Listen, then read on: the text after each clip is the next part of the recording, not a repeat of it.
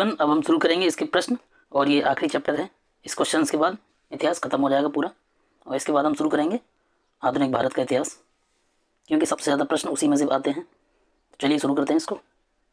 निम्नलिखित में से कौन सा शासक पृथ्वीराज चौहान के नाम से प्रसिद्ध है? तो है पृथ्वीराज तृतीय। अजमेर का शासक पृथ्वीराज तृतीय 1177 से 1192 ही पृथ्वीराज चौहान के नाम से प्रसिद्ध है, जिसने 1191 में तराइन के प्रथम युद्ध में मोहम्मद गौरी को पराजित किया था, परंतु 1192 में तराइन के द्वितीय युद्ध में उसकी पराजय हुई। अजमेर का पराक्रमी चौहान शासक जिसने दिल्ली पर विजय प्राप्त कर उसे अपने साम्राज्य में शामिल कर लिया, वह कौन है? विग्रहराज चतुर्थ। अजमेर के पराक्रमी चौहान शासक विग्रहराज चतुर्थ ने तोमरों से दिल्ली पर विजय प्राप्त की। इसने परम भट्टारक, परमेश्वर, महाराजाधिराज जैसी उपाधियां भी धारण की। ताम्रपत्र लेख दर्शाते हैं कि प्राचीन काल में बिहार के राजाओं का संपर्क किससे था? तो जावा और सुमात्रा से। पालवंशी शासक देवपाल बौद्ध मतानुयायी था। उसने जावा के शैलेंद्र वंशी शासक बालपुत्र देव के अनुरोध पर उसे नालंदा के एक बौद्ध विहार के रखरखाव के लिए 5 गांव दान में दिए थे। सुवर्ण भूमि का वह राजा कौन है जिसने नालंदा में एक बौद्ध विहार की स्थापना की और उसके रखरखाव के लिए दूत द्वारा देवपाल से 5 गांव दान में देने की प्रार्थना की? तो कौन है? अभी हमने पढ़ा था, वो है बालपुत्र देव। स्वर्ण भूमि के शासक बालपुत्र देव ने नालंदा में एक बौद्ध विहार की स्थापना की और उसके रखरखाव के लिए अपने दूत द्वारा देवपाल से 5 गांव देने के लिए प्रार्थना की। गोविंद चंद्र गहड़वाल की एक रानी कुमार देवी ने धर्मचक्र जिन विहार कहाँ बनवाया था? तो बनवाया था सारनाथ में। गोविंद चंद्र गहड़वाल की रानी कुमार देवी बौद्ध मतानुयायी थी। उन्होंने सारनाथ में धर्मचक्र जिन विहार बनवाया था। हम्मीर महाकाव्य में चौहानों को क्या बताया गया है? सूर्यवंशी। हम्मीर महाकाव्य में चौहानों को सूर्यवंशी बताया गया है। हम्मीर महाकाव्य और पृथ्वीराज विजय के अनुसार चौहान सूर्य के पुत्र चाहमान नामक अपने पूर्वज के वंशज थे। वे 4 अग्निकुलों में से एक थे। आला उदल किससे संबंधित थे? तो महोबा से। आला और उदल महोबा से संबंधित थे। ये चंदेल शासक परमार्थिदेव यानी परमल 1165 से 1203 के सेना नायक थे, जो 1182 में पृथ्वीराज चौहान के आक्रमण का डटकर सामना करने के बाद वीर गति को प्राप्त हुए। चंदेलों और चौहानों के इस संघर्ष का वर्णन चंद्रबरदाई कृत पृथ्वीराज रासो और जगनिक कृत परमाल रासो के आलाखंड से प्राप्त होता है। आलाखंड के लेखक कौन है? जगनिक। और पृथ्वीराज रासो के चंद्रबरदाई। अगला क्वेश्चन यही है, पृथ्वीराज रासो के चंद्रबरदाई। चौहान वंशी शासक पृथ्वीराज तृतीय, जिसे राय पिथौरा या पृथ्वीराज चौहान के नाम से जानते हैं, कि दरबारी कवि चंद्रबरदाई ने पृथ्वीराज रासो की रचना की। इसमें चौहानों को अग्निकुंड से उत्पन्न बताया गया। पृथ्वीराज विजय का लेखक कौन है? जयानक। कौन सा सुमेलित नहीं है? हमको ये देखना है। अब्दुल रहमान ये नहीं है। हमीर रासो जो है ये सारंगधर ने लिखी है। चंद्रबरदाई ने पृथ्वीराज रासो लिखी है। जगनिक ने आलाखंड लिखा है। नरपतनाल ने बीसल देव रासो लिखा है। हमीर रासो के रचनाकार सारंगधर हैं। निम्नलिखित में से राजपूत वंशों में से किसने 8वीं सदी में दिल्का यानी दिल्ली की स्थापना की थी? तो की थी तोमर वंश ने। अनंगपाल तोमर का आपने नाम सुना होगा। आगे बढ़ते हैं। 8वीं शताब्दी में दिल्का यानी दिल्ली शहर की स्थापना तोमर वंश के अनंगपाल ने की। चंद्रबरदाई की रचना पृथ्वीराज रासो में तोमर वंश के अनंगपाल को दिल्ली का संस्थापक बताया जाता है। बाद में चौहान शासकों ने दिल्ली को अपने अधिकार में ले लिया। कुछ स्रोतों में दिल्का या दिल्ली शहर की स्थापना का कालक्रम 11वीं शताब्दी भी दर्शाया गया है, और जो दिल्ली का पुराना किला है वो अनंगपाल तोमर ने ही बनवाया है। जेजाक भुक्ति किसका प्राचीन नाम है? बुंदेलखंड का। हम लोग पिछले अध्याय में पढ़ चुके हैं। जेजाक भुक्ति बुंदेलखंड का प्राचीन नाम है। चंदेल वंश के संस्थापक नन्नुक के पौत्र जयशक्ति या जेजाक के नाम पर इस प्रदेश का नाम जेजाक भुक्ति कहलाया। धंगदेव किस वंश का शासक है? तो जेजाक भुक्ति के चंदेलों का। जेजाक भुक्ति के चंदेलों में धंगदेव सबसे प्रसिद्ध और शक्तिशाली राजा हुआ। वह वैदिक अथवा ब्राह्मण धर्म का अनुयायी था। इसने महाराजाधिराज की उपाधि धारण की। धंग ने प्रयाग के संगम में शिव की आराधना करते हुए अपना शरीर त्याग दिया। निम्नलिखित शासकों के सही कालानुक्रमानुसार संयोजित कर अपने उत्तर को नीचे दिए गए कूट से चयन करना है। सबसे पहले आएंगे यशोवर्मा, फिर धंग, फिर विद्याधर और फिर कीर्तिवर्मा। ठीक, दिए गए विकल्पों में शासकों का लगभग कालानुक्रम जो है वो ये है। यशोवर्मा 925 से 950 ईस्वी, धंग 950 से 1000 ईस्वी, 1002 ईस्वी, विद्याधर 1017 से 1029 ईस्वी तथा कीर्तिवर्मा 1060 से 1100 ईस्वी। चित्तौड़ के त्रिभुवन नारायण मंदिर को किसने बनवाया? तो परमार राजा भोज ने। परमार राजा भोज ने चित्तौड़गढ़ में त्रिभुवन नारायण का मंदिर बनवाया था। भोज ने अनेक पुस्तकों की रचना की। इनकी रचनाओं में सरस्वती कंठाभरण, श्रृंगार प्रकाश, प्राकृत व्याकरण, कूर्म शतक, श्रृंगार मंजरी आदि उल्लेखनीय है। पुंड्रवर्धन भुक्ति अवस्थित कहाँ पे है? उत्तर बंगाल। ये प्राचीन काल में पुंड्रवर्धन भुक्ति उत्तर बंगाल के क्षेत्र में अवस्थित थी। पाल, चंद्र और सेन राजवंशों के युग में इसके क्षेत्राधिकार का विस्तार उत्तर बंगाल के बाहर भी था।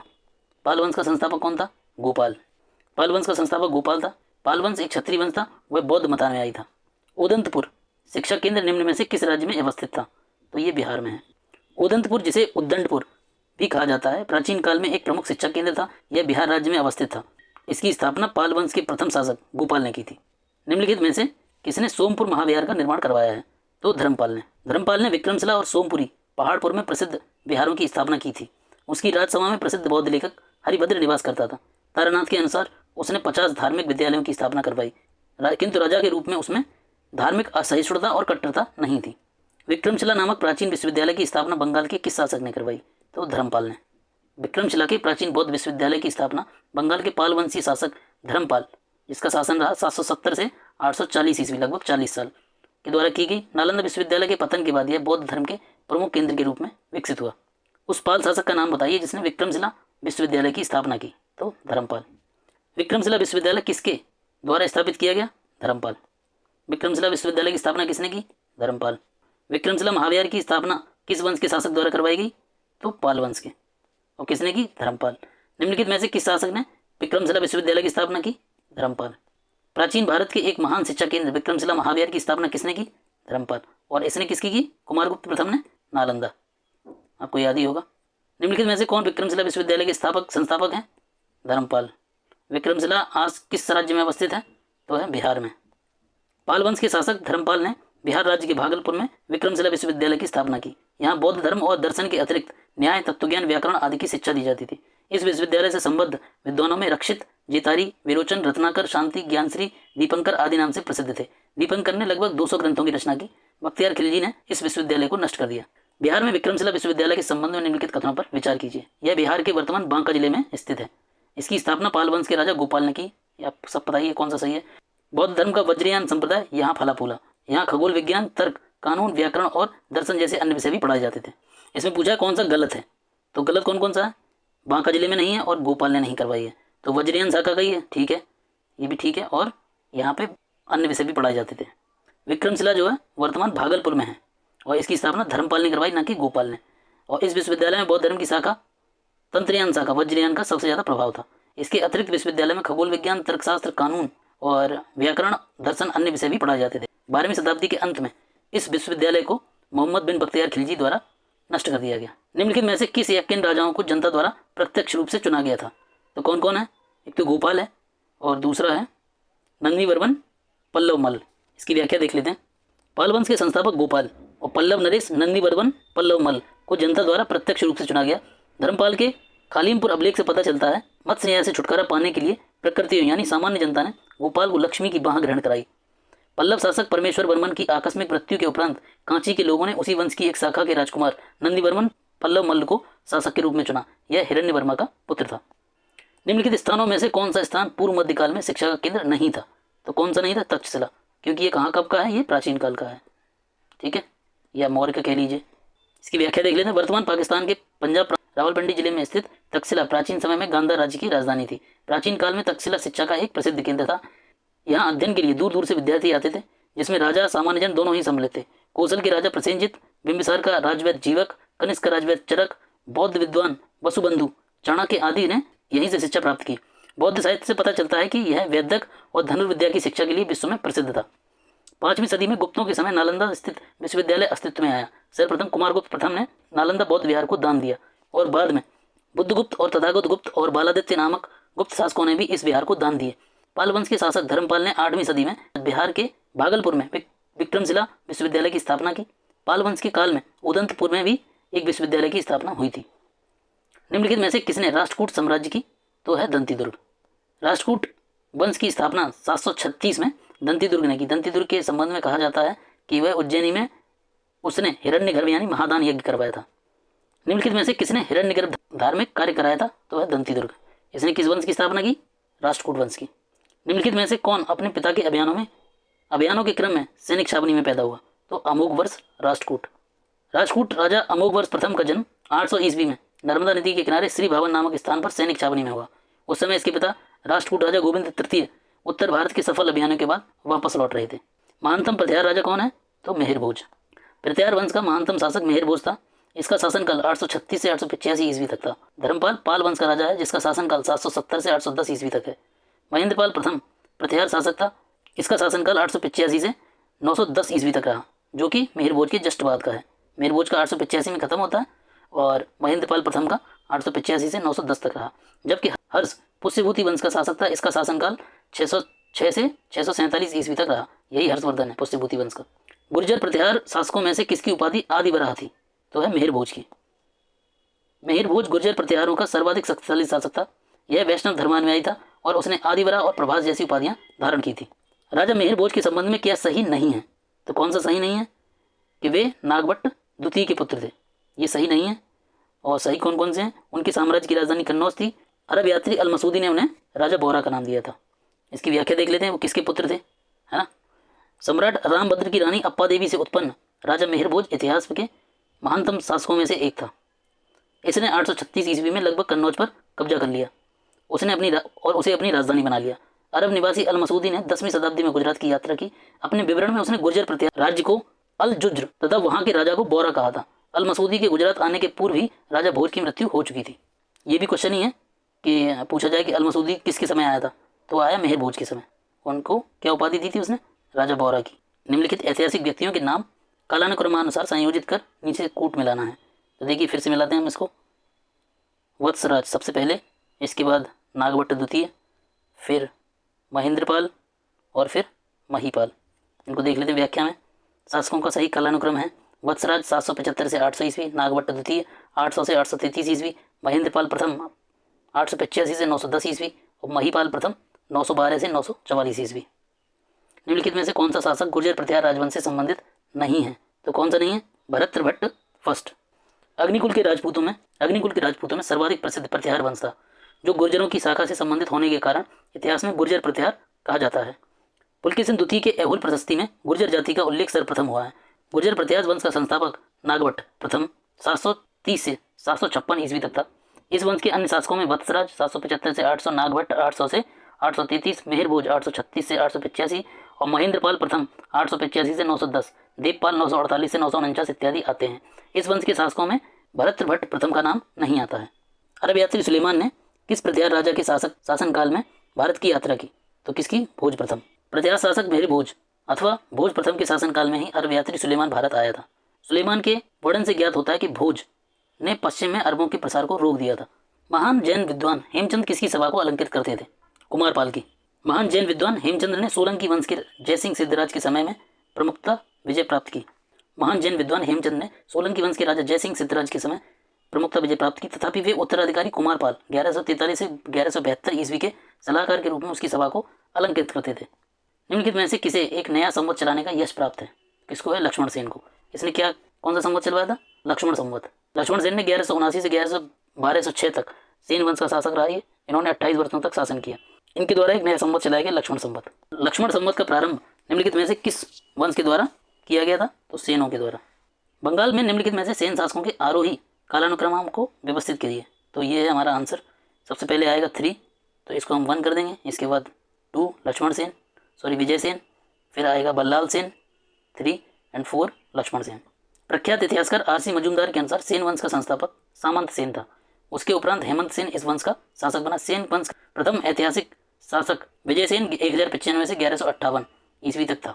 हेमंत सेन का पुत्र था। इसके पश्चात बल्लाल सेन 1158 से 1179 तथा लक्ष्मण सेन 1179 से 1206 तक सेन वंश के शासक हुए। निम्न प्रश्नों में से ये जो क्रम बनेगा ना इसका, हेमंत सेन जो कि सामंत सेन का पुत्र था और सामंत सेन ने इस वंश की स्थापना की। तो हेमंत सेन, फिर विजय सेन, बल्लाल सेन और फिर लक्ष्मण सेन। निम्नलिखित में से कौन से मध्यकालीन भारत के प्रसिद्ध विधिवेत्ता थे? तो कौन कौन है? विज्ञानेश्वर हैं, हेमाद्री हैं और जिमूतवाहन हैं और राजशेखर जो है वो साहित्यकार हैं। इनकी कौन सी पुस्तक है? कर्पूर मंजरी। इसकी व्याख्या देख लेते हैं। विज्ञानेश्वर, हेमाद्री और जिमूतवाहन मध्यकालीन भारत के प्रसिद्ध विधिवेत्ता थे। विज्ञानेश्वर ने याज्ञवल्क्य की स्मृति पर मिताक्षरा शीर्षक से टीका ग्रंथ लिखा। जिमूतवाहन ने दायभाग नामक ग्रंथ की रचना की है। हेमाद्री 13वीं शताब्दी में देवगिरी के यादव दरबार में विद्वान थे। इन्होंने आयुर्वेद के ग्रंथ अष्टांग हृदय पर टीका लिखा है। इसके अलावा उन्होंने चतुर्वर्ग चिंतामणि नामक पुस्तक लिखी। राजकार्यों के लिए नियमों पर भी उन्होंने पुस्तक लिखी। अतः यह मध्यकालीन विधिवेत्ता थे। राजशेखर जो है वो गुर्जर प्रतिहार शासक महेंद्रपाल प्रथम और उसके पुत्र महीपाल प्रथम के दरबार में थे। इन्होंने कर्पूर मंजरी लिखा, काव्य मीमांसा, विद्युत्साल भंजिका, बाल रामायण, भुवन कोश, हरविलास जैसे ग्रंथों की रचना की। महान संस्कृत कवि और नाटककार राजशेखर निम्न में से किसके दरबार में थे? तो महेंद्रपाल प्रथम और महीपाल, ये इनके पुत्र हैं। निम्नलिखित में से कौन सी पुस्तक राजशेखर द्वारा नहीं लिखी गई है? तो कौन सी नहीं लिखी है उन्होंने? प्रबंध चिंतामणि। काव्य मीमांसा लिखा है, कर्पूर मंजरी लिखा है, विद्वस्वाल भंजिका लिखा है। मैचिंग करवाना है तो प्रतिहारों की राजधानी है कन्नौज, चोलों की राजधानी है तंजौर, परमार की राजधानी है धारा, सोलंकी की राजधानी है अनहिलवाड़। आंसर देखते हैं। ठीक है, प्रतिहार वंश का संस्थापक नागभट्ट प्रथम को माना जाता है, किंतु वास्तविक संस्थापक इसका वत्सराज था। प्रतिहार वंश का सर्वाधिक महत्वपूर्ण शासक मिहिर भोज है, जिसे राजा भोज के नाम से जानते हैं। प्रतिहारों की राजधानी कन्नौज थी। 9वीं शताब्दी में चोल साम्राज्य की स्थापना विजयालय ने की और तंजावुर को अपनी राजधानी बनाया। परमार वंश का संस्थापक सीएक द्वितीय था। परमारों की राजधानी धारा थी। चालुक्य अथवा सोलंकी अग्निकुलीन राजपूत थे। इस वंश का संस्थापक मूलराज प्रथम है। सोलंकियों की राजधानी अनहिलवाड़ थी। इसको मैचिंग करवाना है। देखते हैं, नन्नुक जो है वो चंदेल हैं, इन्हीं के पुत्र जो था उसी के नाम पे जिजाक भुक्ति बुंदेलखंड का नाम रखा गया है। और जयशक्ति भी चंदेल है। नागभट्ट द्वितीय गुर्जर प्रतिहार हैं और मिहिर भोज जो है राजा भोज जिनको कहते हैं वो भी गुर्जर प्रतिहार हैं। इसमें दो ही सही हैं, एक ये वाला सही है और एक ये वाला सही है, क्योंकि ये दोनों जो है वो उन्हीं से रिलेटेड है। आंसर देख लेते हैं इसको। विकल्पगत राजाओं में नन्नुक चंदेल वंश का संस्थापक था। जयशक्ति भी चंदेल वंश का शासक है। नागभट्ट द्वितीय गुर्जर प्रतिहार वंश का शासक है और भोज जो है परमार वंश का शासक है। मैंने इसको राजा भोज मिहिर भोज समझ लिया था, इसलिए ये सिर्फ भोज जब आएगा तो परमार हो जाएगा। गुर्जर प्रतिहार वंश की स्थापना किसने की? तो की नागभट्ट प्रथम ने। और इसका वास्तविक संस्थापक कौन है? वत्सराज। सबसे शक्तिशाली राजा कौन है इनका? मिहिर भोज। अग्निकुल के राजपूतों में सर्वाधिक प्रसिद्धि प्रतिहार वंश की है। गुर्जरों की शाखा से संबंधित होने के कारण इतिहास में इसे गुर्जर प्रतिहार वंश के नाम से जाना जाता है। गुर्जर जाति का उल्लेख सर्वप्रथम पुलकेशिन द्वितीय के ऐहोल प्रशस्ति में हुआ। बाणभट्ट के हर्षचरित में भी गुर्जरों का उल्लेख मिलता है। गुर्जर प्रतिहार वंश का संस्थापक नागभट्ट प्रथम था, जिसने 730 से 756 तक शासन किया। ग्वालियर अभिलेख से पता चलता है कि उसने मलेच्छ शासक की विशाल सेना को नष्ट कर दिया था, जो संभवतः सिंध का अरब शासक था। इस प्रकार नागभट्ट ने अरबों के आक्रमण से पश्चिमी भारत की रक्षा भी की थी। मलेच्छ जो बोला जाता है ये मुस्लिम को बोला जाता था उस समय। राजवंश जो कन्नौज पर आधिपत्य स्थापित करने में त्रिकोणीय संघर्ष में उलझे हुए तो कौन कौन से थे? गुर्जर, पाल और राष्ट्रकूट। इसकी व्याख्या देख लेते हैं। हर्ष की मृत्यु के बाद कन्नौज विभिन्न शक्तियों के आकर्षण का केंद्र बन गया। इसे वही स्थान प्राप्त हुआ जो गुप्त युग में मगध का था। इसे महोदय या महोदयश्री आदि नामों से भी अभिव्यक्त किया गया है। अतः इस पर अधिकार करने के लिए 8वीं सदी की 3 बड़ी शक्तियां पाल, गुर्जर प्रतिहार और राष्ट्रकूटों के बीच त्रिकोणीय संघर्ष प्रारंभ हो गया, जो 8वीं से 9वीं शताब्दी के उत्तर भारत के इतिहास का सर्वाधिक महत्वपूर्ण घटनाक्रम है। इस संघर्ष में अंततः प्रतिहारों को विजय मिली। और ऐसा होता ही है कि हर्ष ने अपनी राजधानी कन्नौज बनाई थी, तो हर्ष की मृत्यु के बाद जो राजधानी होती है सब लोग उसी पर कब्जा करना चाहते हैं। तो होता क्या है, जैसे कन्नौज यहाँ पे है मान लीजिए, तो गुर्जर प्रतिहार हैं पश्चिमी भारत में, है ना, तो वो इस पर कब्जा करने की सोचेंगे। राष्ट्रकूट है महाराष्ट्र के एरिया में, तो वो भी इस पर कब्जा करने का सोचेंगे। और बंगाल में है पाल वंश, तो ये भी इधर कब्जा करने का सोचेंगे। तो कभी कभी किसी ने कब्जा किया भी, कभी पालों ने किया, कभी राष्ट्रकूटों ने किया, लेकिन अंतिम रूप से जो विजय हुए वो गुर्जर प्रतिहार। निम्नलिखित में से कौन त्रिकोणात्मक संघर्ष का हिस्सा नहीं था? तो कौन नहीं है? चोल। महोदय किसका पुराना नाम है? कन्नौज, महोदयश्री। निम्नलिखित में से किसे नगर महोदयश्री के नाम से जाना जाता है? कन्नौज। निम्नलिखित में से किस राष्ट्रकूट शासक ने प्रतिहार शासक नागभट्ट द्वितीय को हराया था? किसने हराया था? गोविंद तृतीय ने। गोविंद तृतीय राष्ट्रकूट शासक ध्रुव का उत्तराधिकारी था। दक्षिण भारत में अपनी स्थिति सुदृढ़ करने के उपरांत उसने उत्तर भारत पर आक्रमण किया। अपने उत्तर भारत अभियान के क्रम में गोविंद ने गुर्जर प्रतिहार शासक नागभट्ट द्वितीय को पराजित किया था। गोविंद की इस विजय का उल्लेख संजन और राधनपुर ताम्रपत्र में किया गया है। ध्यातव्य है कि गोविंद तृतीय से पूर्व राष्ट्रकूट शासक ध्रुव ने अपने उत्तर भारत अभियानों के क्रम में गुर्जर प्रतिहार शासक वत्सराज को पराजित किया था। और वत्सराज ये जो वास्तविक संस्थापक माना जाता है गुर्जर प्रतिहार वंश का। निम्नलिखित में से कौन सा सुमेलित नहीं है? तो देखिए कौन सा नहीं है। जिजाक भुक्ति जो है बुंदेलखंड का नया नाम है ना, सॉरी ये बुंदेलखंड का पुराना नाम है जिजाक भुक्ति। तो इसका आंसर है बुंदेलखंड, ना कि कौशाम्बी। कौशाम्बी किस में आएगा? वत्स में आएगा। ठीक है। कोयल या कोल अलीगढ़, महोत्सव नगर महोबा और महोदयश्री कन्नौज। ठीक है, आगे बढ़ते हैं। निम्नलिखित में से किसने खंभात में तोड़ी गई मस्जिद के पुनर्निर्माण के लिए आर्थिक सहायता दी? जयसिंह सिद्धराज ने। गुजरात के चालुक्य शासक जयसिंह सिद्धराज एक धर्म सहिष्णु शासक था। मुस्लिम लेखक मोहम्मद औफी का कहना है कि खंभात में तोड़ी गई मस्जिद मीनारों के पुनर्निर्माण के लिए उसने 1 लाख बलूत्र मुद्राएं दी थी। परमार वंश का संस्थापक कौन है? तो इसकी व्याख्या देख लेते हैं। परमार वंश की स्थापना 9वीं शताब्दी ईस्वी के प्रथम चरण में उपेंद्र अथवा कृष्णराज नामक व्यक्ति ने की थी।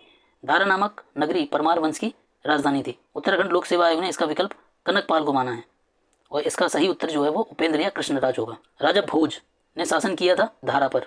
राजा भोज परमार शासक था। परमारों का शासन केंद्र पहले उज्जैन था, तत्पश्चात राजधानी धारा में स्थानांतरित कर दी गई। राजा भोज ने धारा से शासन किया। भोज की मृत्यु के पश्चात विद्वानों ने धारा नगरी के बारे में कहा कि अद्ध धारा निराधारा निरालंबा सरस्वती पंडिता खंडिता सर्वे भोज राजे दिवंगते। निम्नलिखित में से किसने काल्पनिक वैज्ञानिक उपकरणों पर पुस्तक लिखी? तो राजा भोज ने लिखी। परमार वंशीय राजा भोज द्वारा कृत्रिम वैज्ञानिक उपकरणों पर लिखी गई पुस्तक युक्ति कल्पतरु और समरांगण सूत्रधार, ये दोनों इनकी पुस्तकें हैं। ध्यान रखना, ये कई बार पूछी भी गई हैं। ये सम्रांगण सूत्रधार जो है ये कई बार पूछा गया है। भोज ने युक्ति कल्पतरु में नाव बनाने की विधियों का वर्णन किया है। सरस्वती कंठाभरण, सिद्धांत संग्रह, युग सूत्र वृत्ति, राजमार्तंड, विद्या विनोद और चारुचर्या इनकी प्रसिद्ध रचनाएं हैं। प्रारंभ में आयोग ने इसका उत्तर ए माना था, परंतु संशोधित उत्तर पत्र में इसको सही कर दिया। संशोधित में गोविंदराज कर दिया था। इसमें बताना है कौन सा सुमेलित नहीं है, किस आधार पर, भूमि धारण और भू राजस्व प्रणाली के आधार पर। तो रैयतवाड़ी मद्रास में, स्थायी बंदोबस्त बंगाल में, महालवाड़ी उत्तर पश्चिमी प्रांत सीमा प्रांत में, और ताल्लुकदारी बम्बई। ये गलत है, बम्बई में जो है वो रैयतवाड़ी ही प्रचलित थी। इसकी व्याख्या देख लेते हैं। बम्बई प्रेसिडेंसी में मुख्यतः रैयतवाड़ी प्रथा प्रचलित थी। ताल्लुकदारी शब्द वहाँ विशिष्ट राजस्व प्रणाली के रूप में नहीं अपनाया गया, इसलिए विकल्प डी सुमेलित नहीं है। ताल्लुकदारी जो है वो अवध क्षेत्र से संबंधित थी। भोजशाला मंदिर की अधिष्ठात्री देवी कौन है? सरस्वती जी। हम लोग पढ़ चुके हैं व्याख्या में। भोजशाला मंदिर मध्य प्रदेश के धार जिले में स्थित है। यहाँ पर वाग्देवी भगवती सरस्वती देवी अधिष्ठात्री हैं। ध्यातव्य है कि भोजशाला का निर्माण परमार शासक राजा भोज ने संस्कृत पाठशाला के रूप में करवाया था। अब भोजशाला मंदिर कमाल मौला मस्जिद परिसर में स्थित है। ऐसा होता ही है गाइस, जो भी मंदिर होता है वो मस्जिद परिसर हो जाता है। इनमें से कौन परमार वंश का शासक नहीं था? तो कौन नहीं था? गांगेयदेव। गांगेयदेव कलचुरी वंश का एक शक्तिशाली शासक था जिसने विक्रमादित्य की उपाधि धारण की। पूर्व मध्यकाल में स्वर्ण सिक्कों के विलुप्त हो जाने के पश्चात इन्होंने सर्वप्रथम इसे आरंभ करवाया। उपेंद्र, मुंज और उदयादित्य की ये सभी परमारवंशी शासक हैं। उपेंद्र कौन है? जिसने परमारवंश की स्थापना की है, जिसको कृष्णराज करके भी बोलते हैं। निम्नलिखित में से किस अरब शासक ने कलचुरी शासक गांगेयदेव और उसकी राजधानी त्रिपुरी का विवरण दिया है? तो है अलुबर्नी। ये आया था 11वीं शताब्दी में। अलुबर्नी एक अरब यात्री था जो 11वीं शताब्दी में मोहम्मद गजनवी की सेना के साथ भारत आया था। इसने भारत यात्रा का विवरण किताब उल हिंद नामक पुस्तक में दिया है। इसने अपनी पुस्तक में कलचुरी शासक गांगेयदेव विक्रमादित्य और उसकी राजधानी त्रिपुरी या त्यूरी का उल्लेख किया है। ये मैच करवाना है इनको, तो देखिए मैच करवाइए। जिसमें पूछा था कितने सही हैं। ठीक है, तो हम लोग सीधा आंसर देख लेते हैं। बोधगया बिहार में है, खजुराहो बुंदेलखंड में है, शिरडी अहमदनगर महाराष्ट्र में है, नासिक महाराष्ट्र में है, और तिरुपति रायलसीमा आंध्र प्रदेश में है। गौड़ बहू के रचयिता कौन है? तो है वाकपति। गौड़ बहू कन्नौज के राजा यशोवर्मन के राजाश्रित कवि वाकपति की रचना है। मध्यकालीन भारत के आर्थिक इतिहास के संदर्भ में शब्द अर्घट्टा किसे निरूपित किया गया है? ये हम लोग पढ़ चुके हैं पिछली बार भी। तो ये इसका आंसर है भूमि की सिंचाई के लिए प्रयुक्त जल चक्र के लिए, जो इस तरीके का होता है। मैं बता देता हूँ आपको, जिसको अरहट बोलते हैं। अर्घट्टा इसमें लिखा हुआ है, अरहट बोलते हैं। एक गोला होता है, ये ऐसे जॉइंटेड रहता है, और इसमें एक बाल्टी की तरह पट्टी निकली होती है। ठीक है, और ये ऐसे नीचे जाता है कुएं के अंदर। ऐसे मान लीजिए ये कुआं है, और यहाँ से ही जाएगा नीचे, और यहाँ से ही यहाँ पे पानी भरा होगा, और इसमें बाल्टी लटका होगा। ये बाल्टी, ये मान लीजिए ऐसे इस तरीके से अगर चल रहा है तो यहाँ पानी भर के आएगा इसमें से, और इस तरह से गिरेगा कि ये नाली या उसमें जाएगा और ये खेत में चला जाता है। इस तरीके से होता है, इसी को अर्घट बोलते हैं। तो भूमि की सिंचाई के लिए प्रयुक्त होने वाला जल चक्र यही है। काल में अर्घट या अर्घट्टा भूमि की सिंचाई के लिए प्रयुक्त जल चक्र वाटर व्हील था। कश्मीर का अकबर नाम से प्रसिद्ध सुल्तान कौन है? तो है सुल्तान जैनुलाब्दीन। इसी के शासनकाल में कलड़ को आगे लिखा गया था, कलड़ की राजतरंगिणी को आगे लिखा गया था। अकबर के समान धर्म सहिष्णु और सामाजिक कार्यों के लिए सुल्तान जैनुलाब्दीन को कश्मीर का अकबर कहा जाता है। उसने संस्कृत के अनेक महत्वपूर्ण ग्रंथों का अनुवाद कराया और श्रीवट और मंसून बिन अहमद जैसे वेदों को संरक्षण भी दिया था। कश्मीर के शासक जैनुलाब्दीन का वास्तविक नाम क्या था?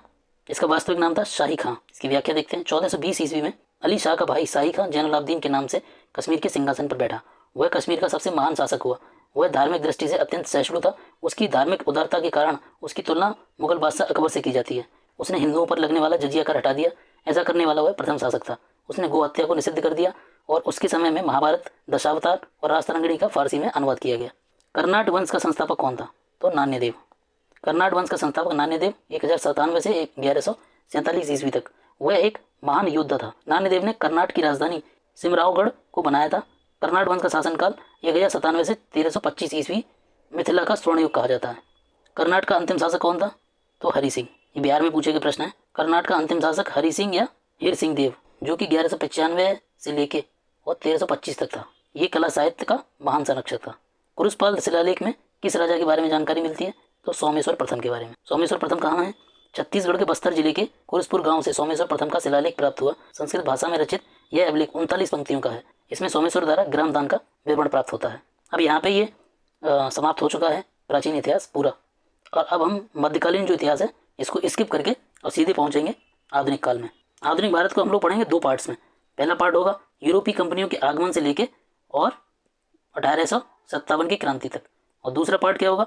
1857 से 1947 तक। ठीक है, तो ध्यान रखेंगे। अब चलिए शुरू करेंगे आधुनिक भारत नेक्स्ट वीडियो से।